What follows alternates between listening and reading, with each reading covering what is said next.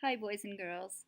Today we're going to do a little painting and we're going to use geometric shapes for inspiration. So just to review what we've been talking about, uh, shapes are the element of art that refers to an area clearly set off by another element of art. Um, and they have two dimensions, so that's a little easier to understand. A shape has height and it has width. So looking at this painting, it has a lot of great shapes in it. All the main ones, circles, triangles, squares, rectangles, and half circles. It has some variations. You can use ovals, any kind of shape that you can think about. So the way we're going to start this is I'm giving you some templates that have geometric shapes, and you are going to draw them so that they overlap just one time, right? Because I'm going to want you to paint, let's say I want you to paint the circle red and the square blue, so when they overlap, what color will they make? Purple, right. So here we go. You can jump right in, and we're going to use this black pastel to draw our shapes. If you are a little bit nervous about it and you want to draw the shapes in pencil first, you can. And you can use the whole entire template too if you want like maybe one very large shape, because you really have to get that overlapping thing. So I think I will start with a great big circle this time. And then actually, I think I'll go right in there. Whoops. With this. There we go. And then I think I will do, I think I'm going to turn this on an angle so I have like an overlapping diamond shape. And then I'm going to have a square. Not everything has to overlap. You can have a few things floating. And if this pastel gets a little bit worn down, which it will, you can go and just peel it. Okay. And I think I'll have some triangles floating around here in my big circle.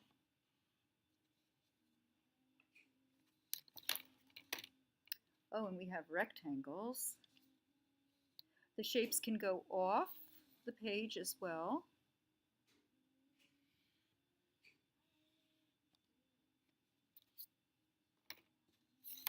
Definitely need another circle. Put it up here. It is much easier just to try to go for it and just use the pastel. Because it's kind of, then you, otherwise you have to trace over your pencils and it's a little bit challenging. Now here's something, some more shapes. I think I'm going to stick with these bigger ones. Oh, here, this one looks good. I'm going to do another square right here. So you really want to fill up the page. I would say you're going to need at least 12 shapes, and it's okay for the shapes to go off the edge. That's perfectly fine. Okay, and I think I'm going to try something here.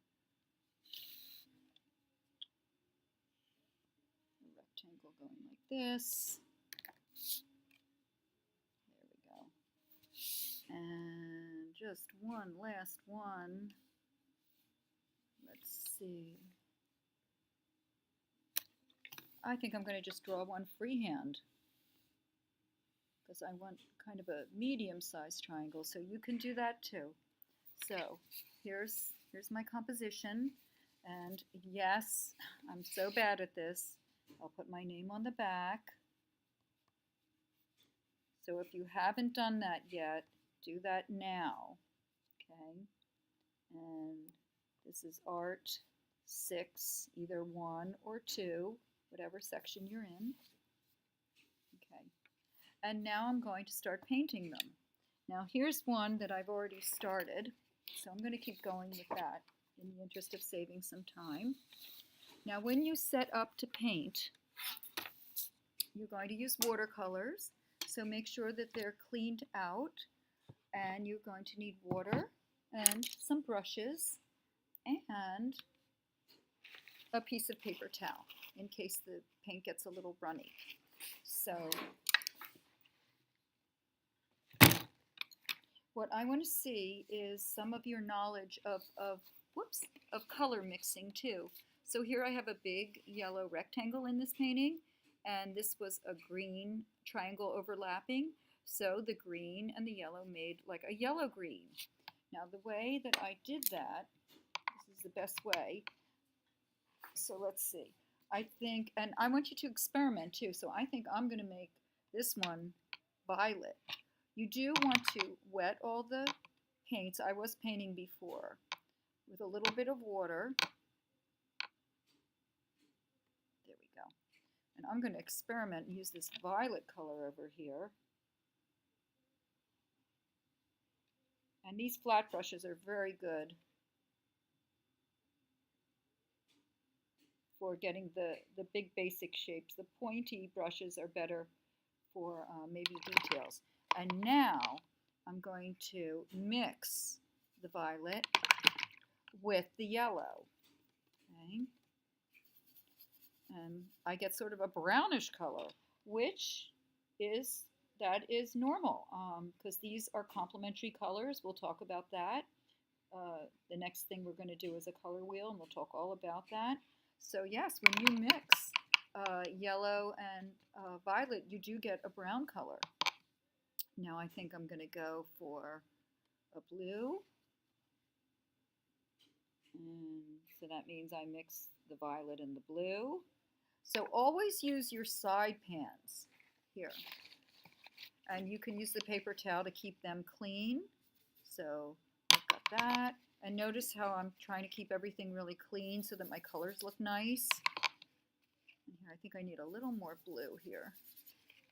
Okay. So there.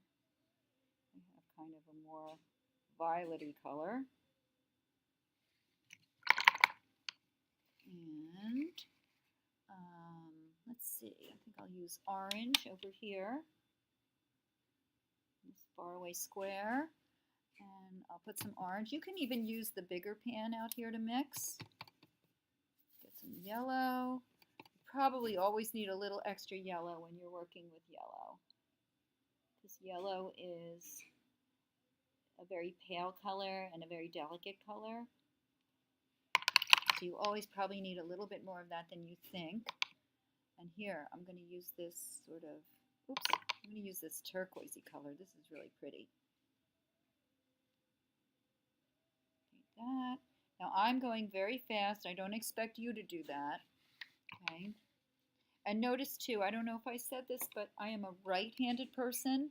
So I have my water, my paint, everything is on the right side so that I don't reach and drip over on my painting, you know, accidentally. This way everything is clean and handy. Oops, speaking of which, now I just splattered my painting. Okay. So I have this turquoisey color, and I'm going to mix this with red. Okay. Sort of an orangey red, so it's actually kind of a complement thing that's going on there.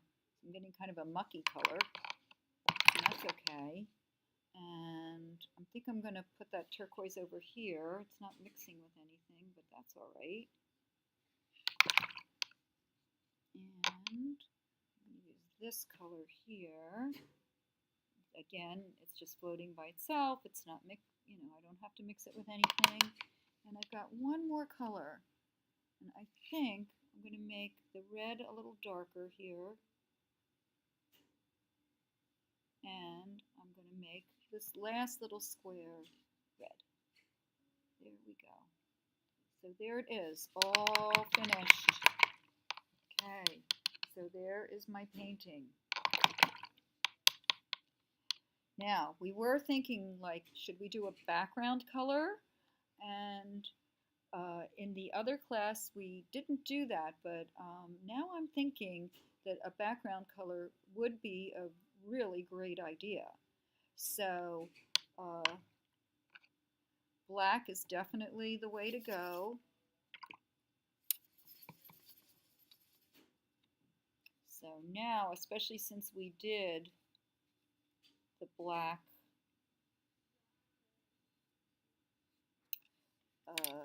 pastel, the pastel will help keep your lines nice, and it will keep the paint from running in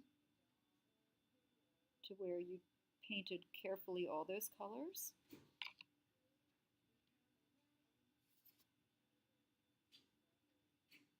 we go.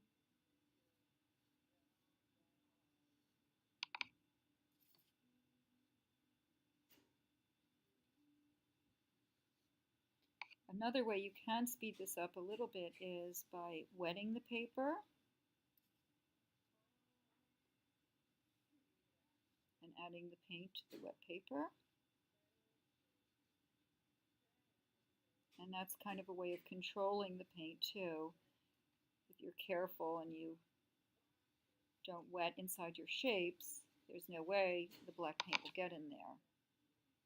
And if it gets like a little uneven, just go over it. It doesn't have to be perfectly black. It can be what we call a little bit ombre. It can be go from light to dark and dark to light.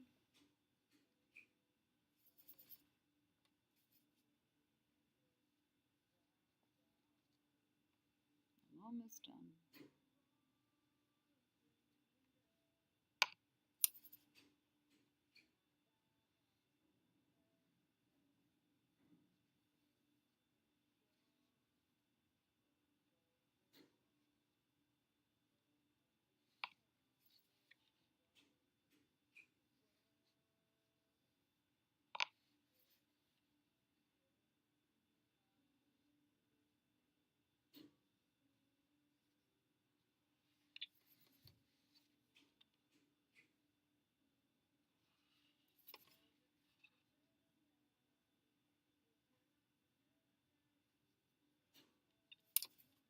And obviously do use a flat brush for this, especially this background area. Okay, voila, I am finished.